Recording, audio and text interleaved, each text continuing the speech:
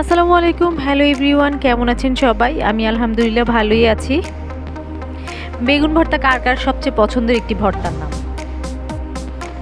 বেগুন ভর্তা তো অনেকভাবেই করা যায়, কিন্তু বেগুন পুড়িয়ে যদি ভর্তা করতে পারেন তাহলে সেটার কিন্তু টেস্টটা বেস্ট টেস্ট আসে। আর সেই বেগুন ভর্তা যদি হয় আমার সেকেন্ড মায়ের হাতের ভর্তা, তাহলে তো কথাই নেই।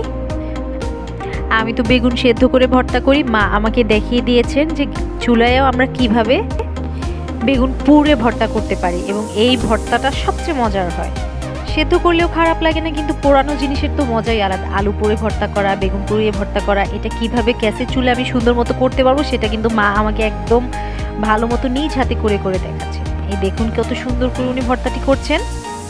বেগুনটা সুন্দর মতো পুড়ে নেওয়ার পরে এবার এটিকে উনি একটা চামচ দিয়ে একটু একটু গালিয়ে নিয়েছেন। আসলে মায়েদের হাতের রান্না তো অনেক মজা। এই দেখুন, এবার উনি লবণ, পেঁয়াজটাকে হালকা ভেজে নিয়েছে আর কাঁচামরিচ একসাথে ভালো মতো কচলে কচলে নিচ্ছেন। এবার হাত দিয়ে ভালো মতো ভর্তার সাথে মেখে নিচ্ছেন। পেঁয়াজটা কিন্তু সরষের তেলে ভাজবেন।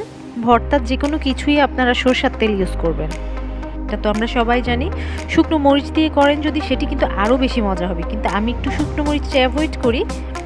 আর আমার হাতের কাছে ধনেপাতা ছিল না, ধনেপাতা থাকলে দিয়ে দেবেন। ভর্তাটি কমপ্লিট।